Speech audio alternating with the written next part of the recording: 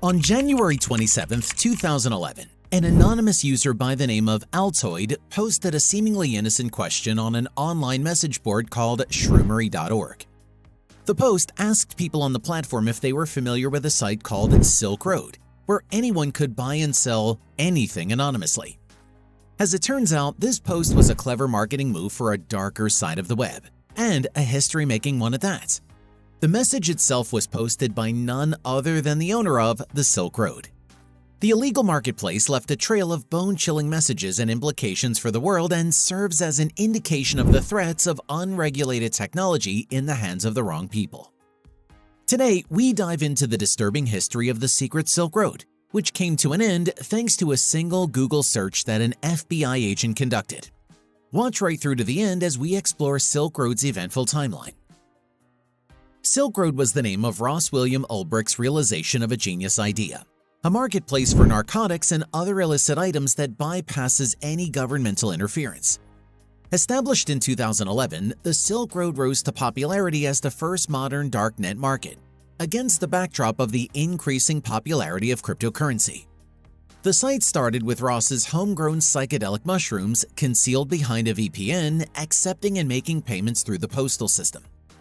With his ambitious marketing strategies, the marketplace grew in popularity, inevitably inching closer to Ulbricht's downfall with every single closed deal. Silk Road and its primitive payment method needed a significant upgrade. With the evolution of cryptocurrency, Ulbricht snapped at the opportunity to introduce Bitcoin as the payment method on his platform. Trading with Bitcoin not only allowed anonymous transactions, but also helped ensure safe receipt and transmission of payments. Ulbricht, the middleman in every transaction and the mastermind behind the marketplace, acted as an escrow, securing a commission for every transaction. The usage of cryptocurrency enables one to stay anonymous and trade online across borders, bypassing regulations and ensuring security. That sounds like everything a criminal online would be looking for. Things were looking good for Ulbricht and his newfound venture, as the Silk Road began gaining some traction, inviting increased attention. It also fell under the radar of the US government, something that Ulbricht despised. It was around this time that Ulbricht decided to hire employees, which the government capitalized to open interagency accounts to learn more about the darknet website. With the DEA, the FBI, and the public vigilant about Ulbricht's brainchild, more pressure built up on the people running the site. This set the stage for one of Silk Road's first setbacks. In a massive denial-of-service attack, the Silk Road was hacked and shut down temporarily by a hacker who demanded $25,000 from Ross. Ulbricht, helpless, decided to settle the amount and gain back access to his site. The Silk Road was reconvened, albeit very carefully, only to encounter more pressing challenges along its way. Over a few months, the police department had an interagency task force work within the site under the screen name of Knob, gradually gaining Ross's rapport. As a first step in the right direction, a massive amount of cocaine was listed in his profile. Even though Ulbricht was skeptical about the deal in the initial phase, Ulbricht decided to broker the deal and let one of his employees buy the narcotics. The employee, Chronic Pain or Curtis Green, on the receiving end of the bait, was thus arrested. The entire ordeal raised Ulbricht's suspicions, who then surprisingly requested Knob to execute Green when he was released a few months later. The secret agents under the alias Knob complied with this and staged Green's death, a wildly ingenious move. Within 2 years of its establishment, the Silk Road had become a popular trading platform for narcotics and other illegal products.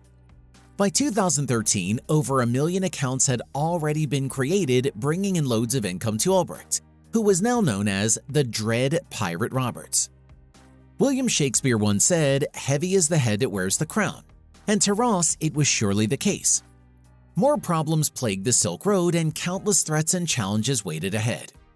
To hacks alone, Ross had already lost approximately $350,000, which is not much considering that at this point he was making at least over $10,000 a day. On several occasions, Ulbricht also had to hire a few hitmen to eliminate blackmailers, hackers, and scammers. The FBI, on the other hand, was making loads of arrests on the Silk Road, and the platform was beginning to see its counts dropping slowly. On the 1st of October 2013, laptop in hand, Ross set out to his usual spot to work. the Glen Park branch of Francisco Library. Glen Park is a relatively calmer neighborhood away from the city's technological and commercial epicenter, and the local library offers free Wi-Fi. Little did he know that somehow he had already made it into the FBI's radar. The FBI agents waited patiently as Dread Pirate Roberts logged into the Silk Road. Ross opens up his portal where he sees a message from Cirrus, a relatively new moderator on the platform that Ross didn't know was appropriated by the FBI. The message asked Ross to check a few flagged posts on the platform, prompting him to sign into more heavily encrypted territory. Just as Ross logged in, two undercover agents began a brawl near him, effectively distracting Ross. Within seconds of him turning around, his laptop was snatched and he was taken into custody.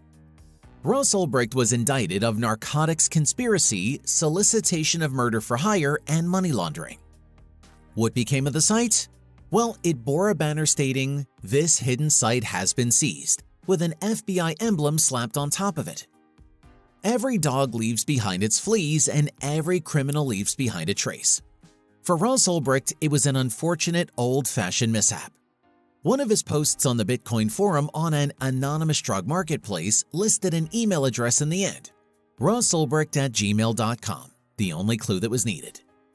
The IRS agents simply used this to track him down, identify his IP, and make a successful arrest. At the time the arrest was made, the Silk Road was roughly worth a whopping $200 million. Ross Ulbricht was sentenced to life in prison without the possibility of parole, despite him begging the judge for leniency. While some may peg this ordeal as one that reveals the threat of cryptocurrency, the story is living proof that despite its anonymity, the blockchain is incredibly secure for global transactions and could be a resource in the long run. What are your thoughts on this video? Let us know in the comments below. Don't forget to like and subscribe for more content like this.